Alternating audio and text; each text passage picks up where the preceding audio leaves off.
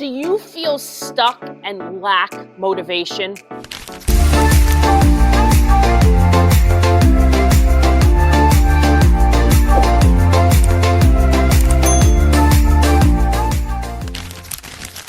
Hey there! Welcome back to the Bodies by Colotti channel. Today we're diving deep into something we've all struggled with at some point. Finding the motivation to chase our dreams and achieve our goals. Whether it's improving your health, advancing in your career, or mastering a new skill, today's the day we tackle those aspirations head on.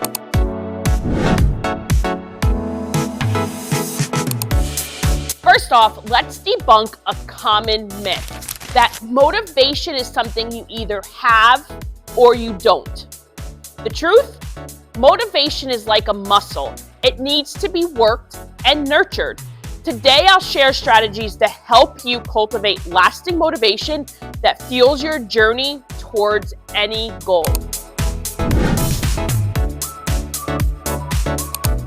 So we have talked about this many times before. You need to have a why. Every goal begins with a why. Understanding the deeper reason behind your aspirations is crucial.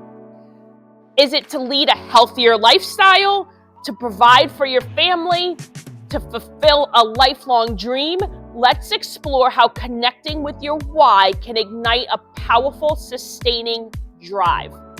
So let's say your son's getting married and you want to fit into a dress that you found and you love, but just doesn't fit you quite like you want it to.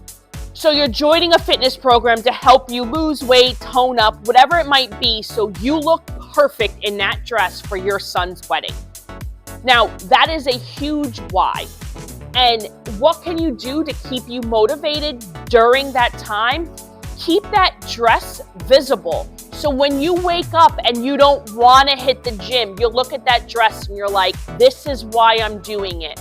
Or you look at your son's engagement photos and you're like, this is why I'm doing it. So I feel my best and I feel perfect on that day being the mother of the groom.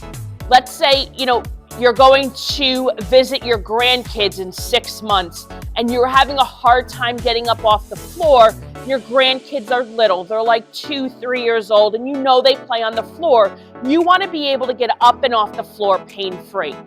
So that's a very good why. So keep a picture of your grandkids playing on the floor visible to you so you can see that every single day and be remembered why you're struggling in the gym, why you're putting yourself through this to be better and to feel better, because you have a why. And those are so important. Another trick that I like to teach people is get a dry erase marker and write on your mirror the first thing you see in the morning and put your why up there so you're reminded.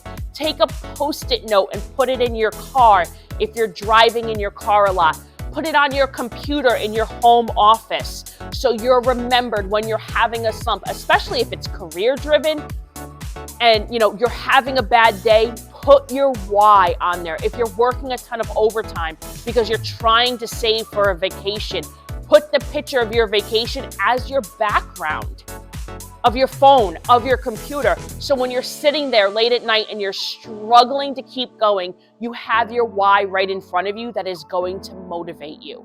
Because the thing is that motivation doesn't really exist. Like I said, it's like a muscle, but it's not a thing we can touch. But we need to strive for something. We have to look forward to something, and that's what's going to keep us going, which is the motivation to get to that end point. But if you don't know what that end point is, you're not going to want to keep going.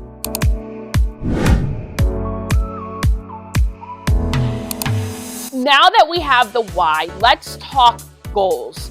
But not just any goals. We need SMART goals. They need to be specific, measurable, achievable, relevant, and time-bound.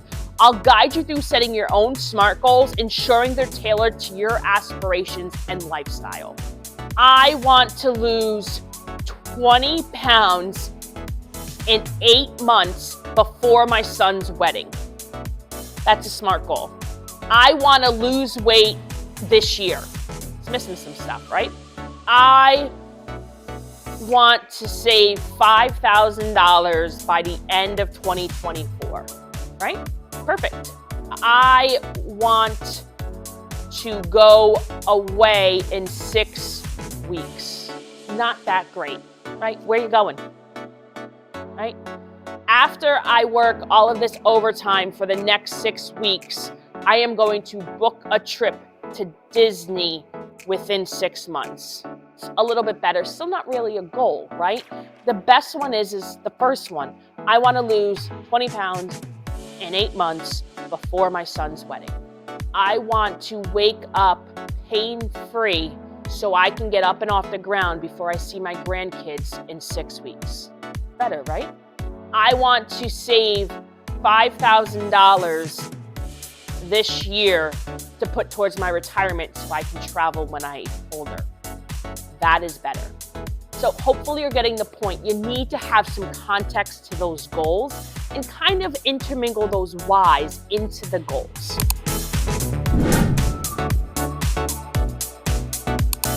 So motivation gets you started, but habits keep you going. So we're going to dive into habit formation techniques that transform your daily routines into stepping stones towards your goals. This starts with morning rituals to productivity hacks and you're going to learn to make your habits work for you. So if you're going to the gym in the morning, first thing when you wake up, before you go to relax at night. So I do this for my work clothes. When I get out of the shower at night, I put my clothes out that I'm going to wear the next day. Now, you should also do this if you're working out because it sets your mind up to, I am going to the gym in the morning. So before you sit downstairs to relax, whether you're showering at night, you're putting on your pajamas, whatever your nightly routine is before you watch TV at night and you're done for the night, put those clothes out because that's going to trigger your mind that you're going to work out the next day. Let's say you want to start stretching and doing some meditation in the morning. Put your yoga mat out on the ground so you have to step over it wherever you're going. So I like to tell people, if you're going to make coffee downstairs, you got to go through your living room. Put your yoga mat down on the ground before you go to bed because that is going to be your trigger that you need to do the meditation because the yoga mat is already there. You have to go in your closet and get the yoga mat out and put all that stuff together in the morning. It's probably not going to happen. If you want to start journaling, put your journal next to your coffee pot. That's the first thing you do in the morning. So the trigger is you brew coffee, you journal. You see where I'm going here? You have to have little triggers to get into those habits to help you get to those goals. So if you want to lose weight, put those gym clothes out. If you're going after work, pack the gym bag. But be prepared for the next day. Be prepared for the next time you are going to do that habit to get you to your goals. So if you want to stretch, you want to be pain-free to play with those grandkids, maybe some stretching, put the yoga mat out. You want to be less stressed and have a little bit better mental clarity and mental health. So you're going to journal. Keeping your journal by your bed at night and doing it before bed probably isn't the best because if you're tired, you're not going to do it. But if you're making coffee and you put that journal next to the coffee, while that coffee is brewing, you can pick up the journal and jot your thoughts down. Those are the habits that are going to trigger you to help reach your goals. Because you have this goal, now you need those stepping stones to get there, but you need to repeat it. You can't just do it once. It has to be a habit, and that is how you're going to be successful.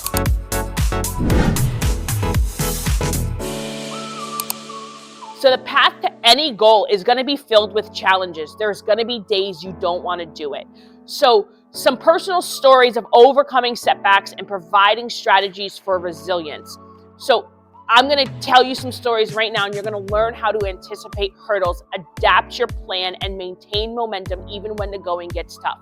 The big thing with fitness is the winter, especially if you live in the Northeast, is that you have a snow day and the gym is closed. Well, do a home workout, do some squats, some push-ups, hold a plank. You're still getting in that daily movement. There's days you wake up with a headache and you just don't want to. It is okay. You're running late, you slept in, the alarm didn't go off, so you couldn't wake up and stretch. That's fine. Leave that yoga mat out for when you come home from work. You didn't get to journal because you had a meeting and you didn't drink coffee at home. That's fine. When you get home, that journal is still going to be next to your coffee pot. You're probably going to go into your kitchen to make dinner. So just journal at night. So if something messes up in your timely routine, just do it later and keep those cues in place. That is how you stay on track. And remember, if you fall down 7 times, make sure you get up 8. One missed day does not mean you throw in the towel and give up.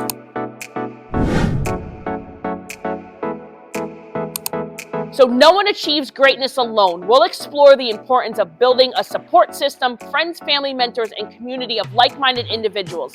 So you need to find a community. I can't say this enough. Discover how to seek out and nurture relationships that lift you up and keep you moving forward. Whether this is your local friends, an online community, a book club, a fitness studio, find a community that is going to keep you accountable. Hire a coach. A support system is key. There are so many things out there today, from Facebook groups to in-person meetings, to virtual meetings, to friends, to fitness studios like Bodies by Colotti.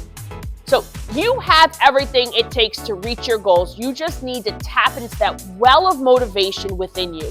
Start small, celebrate your wins, and remember, the journey itself is just as important as the destination.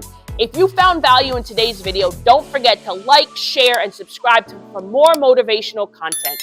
Here's to your success.